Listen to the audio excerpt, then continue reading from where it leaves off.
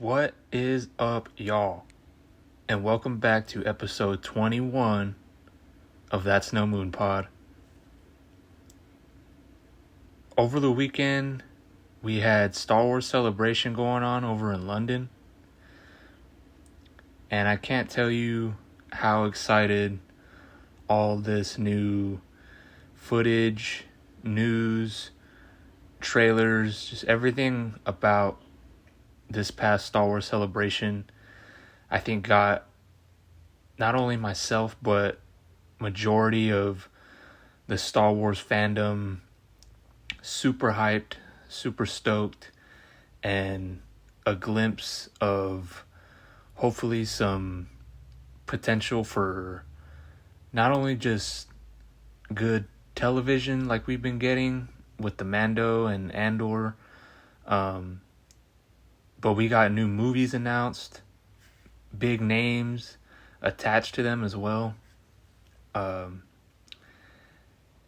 I just kind of want to go through each thing that kind of really got me intrigued and the most excited.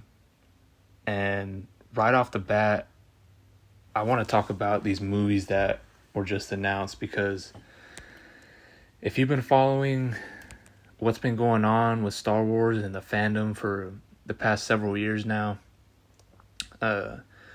you would know how divided it's been lately, and for good reason. I mean, with the sequel trilogy being as divisive as it was, for them to come out the gate swinging first day of Star Wars Celebration and hit us with these 3 new movies being announced, and the information that they gave us to where all this is going and the timeline of all this was probably the biggest Star Wars W that they've had in quite some time. The first movie I want to talk about is the Dave Filoni movie that he is set to direct, which will take place around the time where The Mandalorian, Ahsoka, and Book of Boba Fett, all these television show Disney Plus series that are going on right now, it's all pretty much going to lead up to a cinematic climax directed by Dave Filoni. And I think this idea is one of the smartest moves Lucasfilm and Disney have made together. I know a lot of people have been saying for a long time that TV is different now than what it was 10, 15, 20 years ago. The investment that people put in for these television shows now, if you could find a way to have multiple different stories going on within a specific universe, kind of like how Marvel has been doing with their TV shows on Disney Plus, and how they kind of connect into the movies that later get released in theaters. But if Star Wars can do this with, like I said, with Mandalorian, Ahsoka, Skeleton Crew, Book of Boba Fett, if they could somehow mash it all together to where it just becomes this big old Rebels movie type deal with, obviously we saw Sabine, Hera, we saw Zeb in Mandalorian, we saw Thrawn finally get announced and shown, all these things that were confirmed right off the bat. I think this one has the most potential of it being just overall what we've been wanting from a Star Wars connected universe movie. And Dave Filoni being the one to direct it, I think is probably the biggest W that they could have, given us, with everyone saying how we just been wanting them to give Dave Filoni and or Jon Favreau a chance at directing a Star Wars movie, and we finally get it. And I think not only are we excited for it, but I think Dave Filoni is even more excited to finally show what he's got on the big screen. And he has a plan with what's been going on with all the TV series on Disney Plus. So I think he has a pretty good idea on where he wants to go with the specific stories that they've been telling. And Thrawn being the main bad of it all, just kind of overseeing everything, and him being the one that our heroes are trying to defeat after, the fall of the Empire. And this time period, I think, is going to feel a lot comfortable too. Obviously, the original trilogy and the people that grew up loving those movies, so you kind of get the best of both worlds with the OT fans and all the new fans that have been loving the Disney Plus TV shows as well. So, I mean, that alone is just huge news just off of one movie. But they didn't announce just one, they announced two more. And the other big time movie news that they dropped on us was that they were going to have this new Rey movie to where she's now 15 years later after The Rise of Skywalker, and it's going to follow just kind of where the sequel trilogy left off 15 years later, and Rey is now kind of the one Jedi that is, overseeing all the Force sensitive people around the galaxy now, and she's gonna be kind of playing,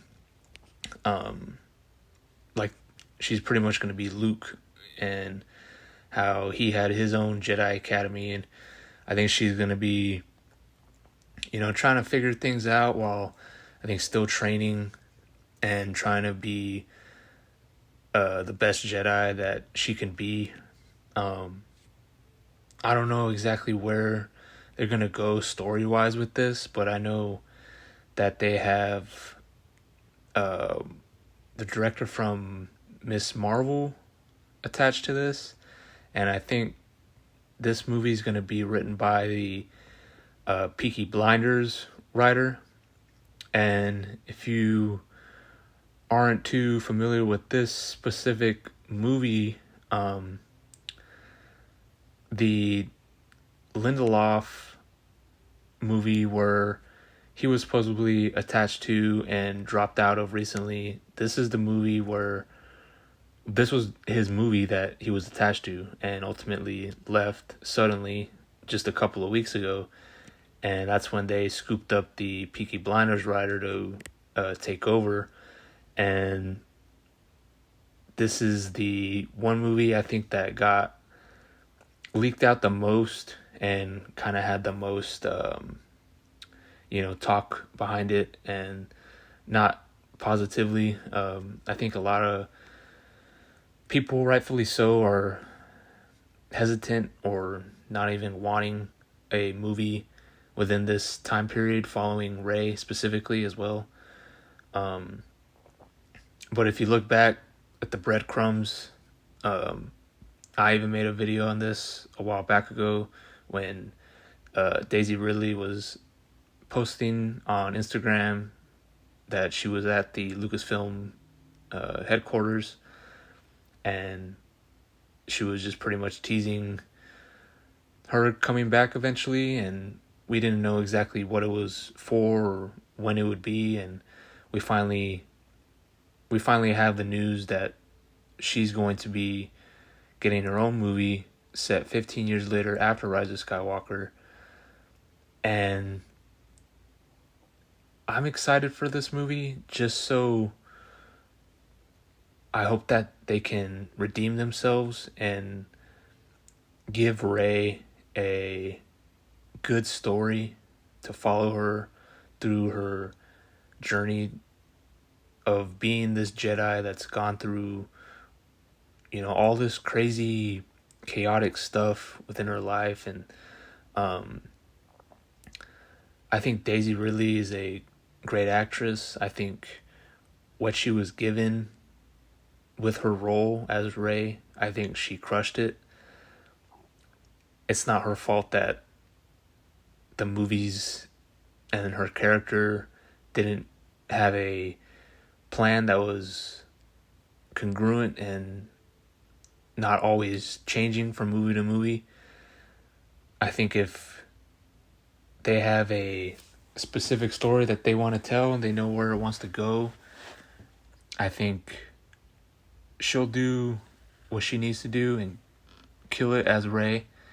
And I think this not only gives a chance for her to be redeemed, I think Oscar Isaac as Poe can be redeemed somehow if, he's kind of the head honcho of the fighter pilots, and he's kind of the new Han Solo in a way. And you have hopefully John Boyega coming back as Finn, and maybe Rey could be showing Finn what's up and how to use the ways of the Force. And maybe Finn, within 15 years, he could be a well-trained Jedi with the lightsaber.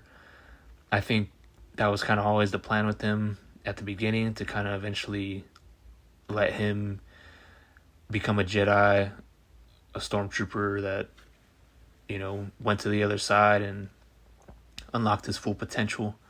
I think that would be really cool for John Boyega after all the crap that he's gotten, just dealing with all the negativity surrounding his movies and his character. The director, I'm a little worried about.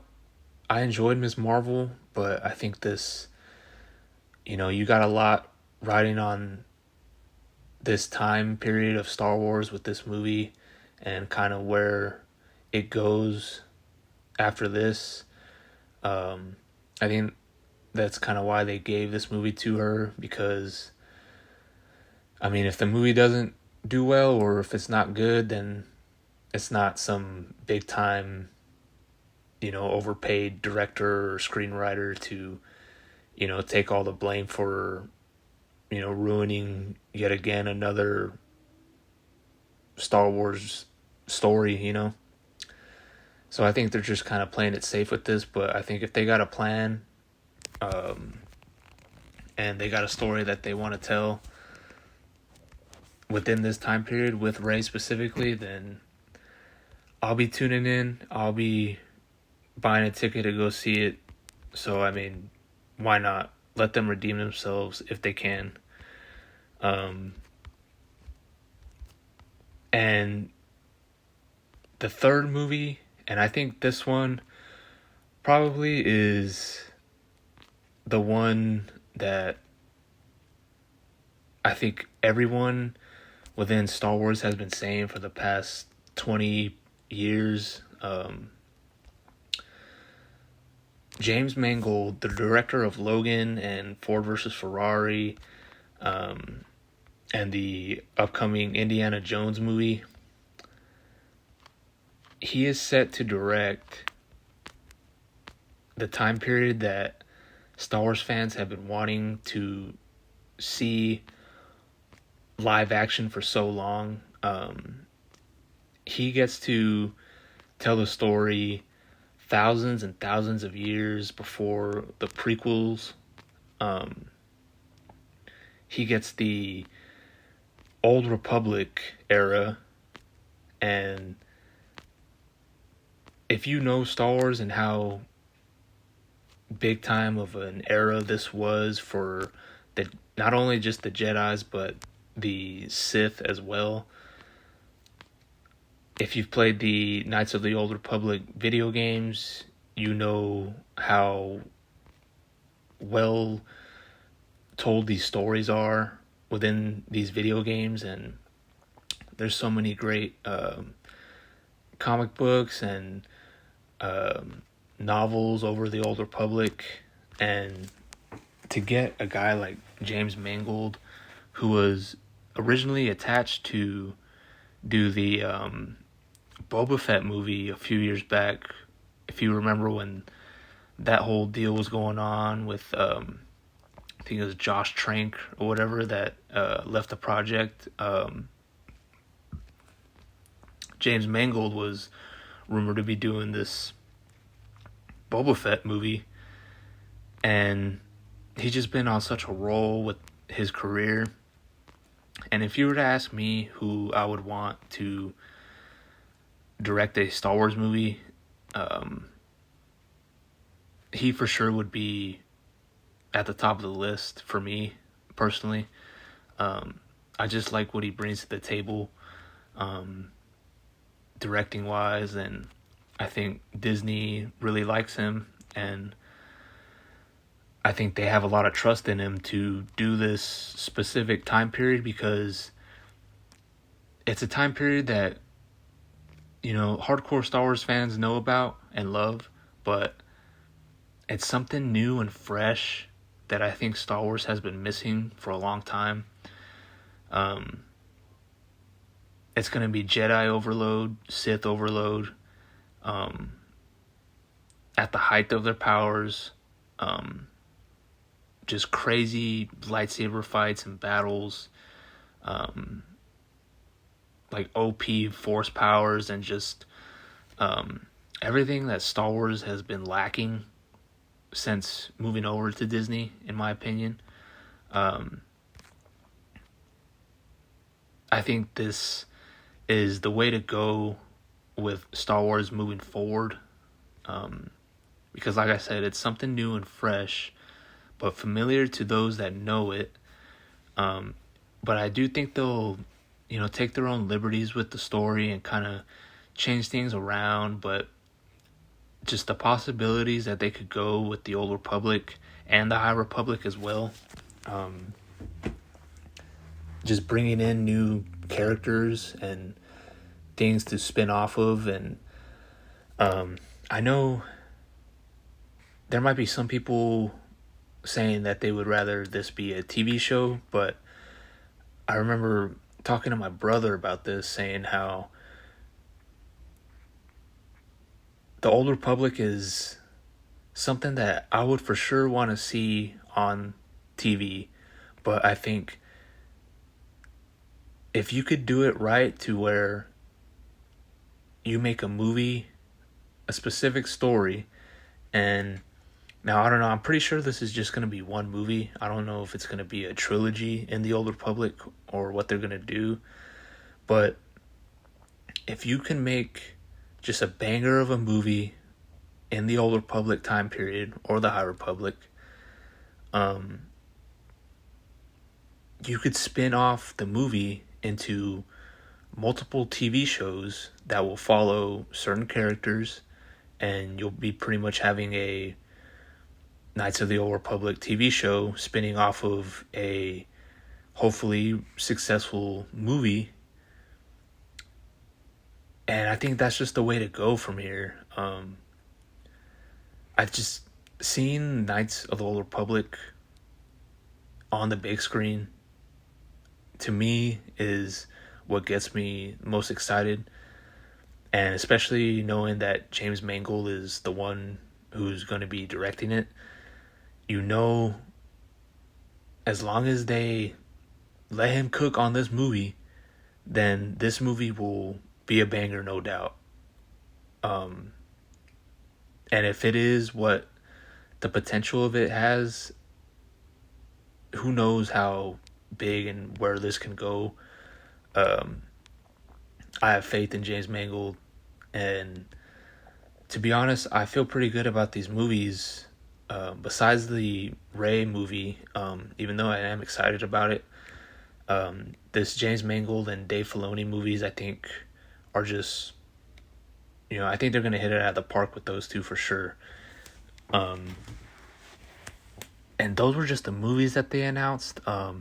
We got an Ahsoka trailer showing off Thrawn. We got, I know they showed Skeleton Crew trailer. They showed the Acolyte footage. And they just kind of gave on exactly what is going on with those TV shows and what we can expect from those. That Ahsoka trailer looked freaking awesome. I'm super excited that it's going to be coming out in just a few months now.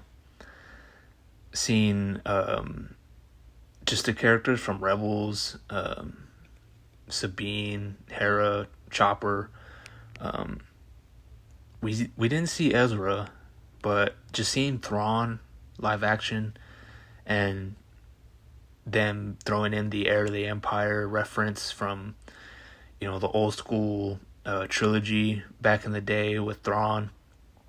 And if you're a big Rebels fan, this is pretty much just Rebels live action.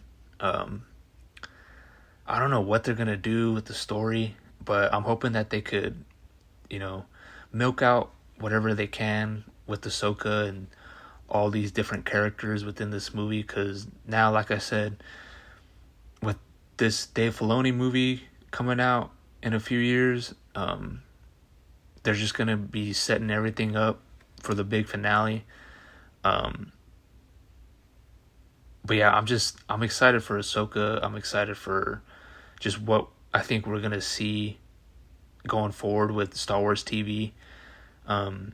Skeleton Crew, I think, is going to be a surprise for a lot of people, especially the ones that don't know what exactly it is, because even I'm not too sure exactly what's going on in this TV show, but the time period and the talent that they have on and off screen,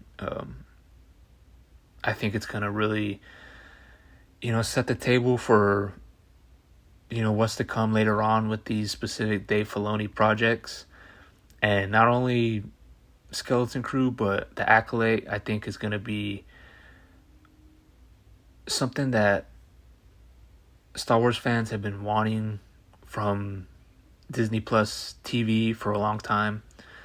I think it's going to be cool to follow these, early Sith, and following in their perspective on, just the ways of the dark side. And I know one of the showrunners had described the Acolyte to being Frozen meets Kill Bill was the description that they gave. And I remember saying that and kind of, making a face on what exactly that meant. But I guess if you really think about it, and if they have a good idea on what the story is that they're trying to tell, the talent that they have in the show, I think, is going to really elevate each character that they're portraying. I really like the talent that they have attached to it. And from what I've seen, from the footage that they released, and kind of just the overall synopsis of it, I think the Acolyte's going to be something us Star Wars fans have just been missing over the past few years with Sith and the dark side and just lightsabers. And I just like where we're going from here. And this past weekend with Star Wars Celebration was just a complete surprise. I remember waking up Friday morning, watching the Ahsoka trailer, freaking out, and just seeing everything else being announced and trying to take everything in, and what exactly I thought of everything. But I think you can't deny that they hit it out of the park with this one. They're not announcing 10 different movies or projects. They're announcing 3 movies. They're showing off what they have coming out with their shows. We all know about Jedi Survivor, the video game we're getting in a couple weeks now. That new trailer for that game looks sick. But they're announcing these time periods on from the Old Republic, the High Republic, pretty much the prequel era to where we are now in The Mandalorian and Ahsoka, to the sequel trilogy era, and then the era after the sequel trilogy where we're going to be with Rey in her movie 15 years later after Rise of Skywalker. So just by announcing all these different eras within Star Wars, it's just easier for them to play in the sandbox with each era and not have to worry about disconnecting with that, and just kind of being able to please multiple fans with just different time periods of storytelling. And if they could just, buckle down and really just give us these things that fans have been wanting for years now, within these time periods, I think it's just going to, do wonders for the franchise and kind of just give Star Wars that W that they've been missing for all these years. Because right now, Marvel's fumbling the bag, DC's looking like it's on the come up, and I think Star Wars has a chance to swoop in there and kind of hopefully take that top spot once these movies coming out and these TV shows really start to hit. I think Star Wars is looking good, and I think they're looking up.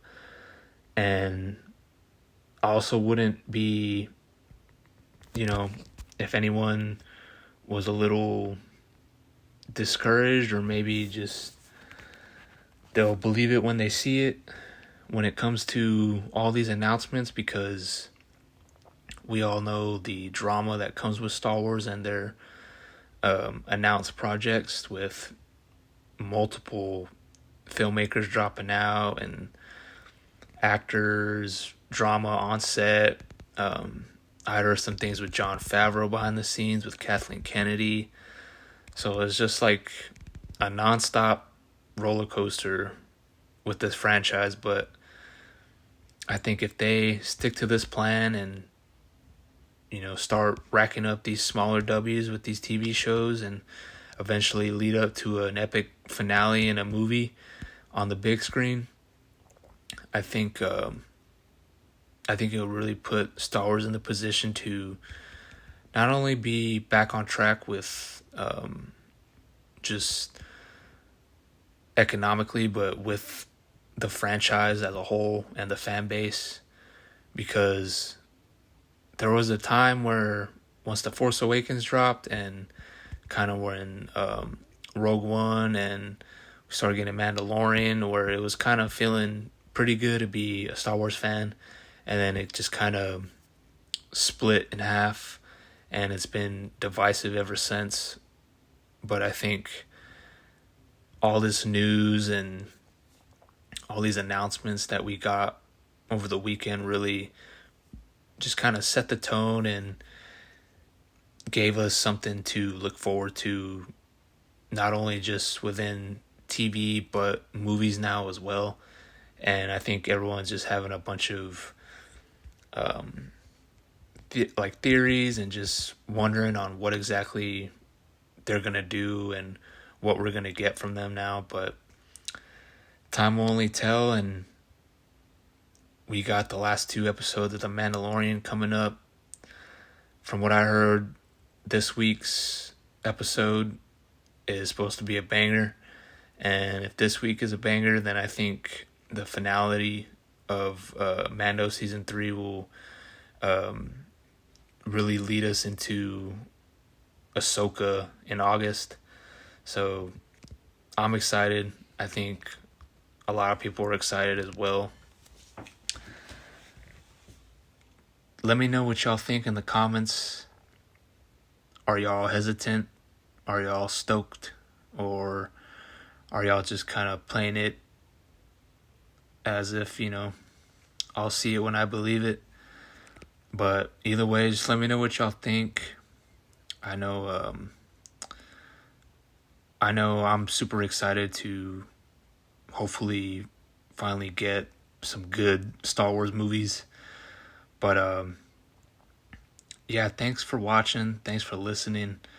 Follow me on my Instagram at admiremymoonsalt. I'll be posting on there every day with new comic books and variant covers. Like and subscribe. Share this video if you can.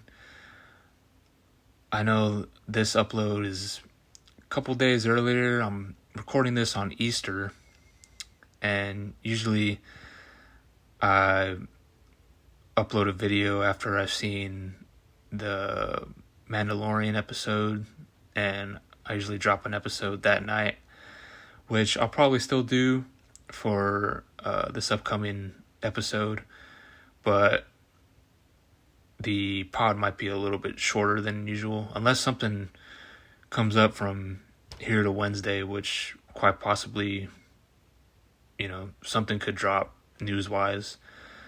So you never know, but again, thanks for listening. Y'all have a great rest of y'all's week. Y'all stay safe, and I'll catch y'all on the flip. Peace.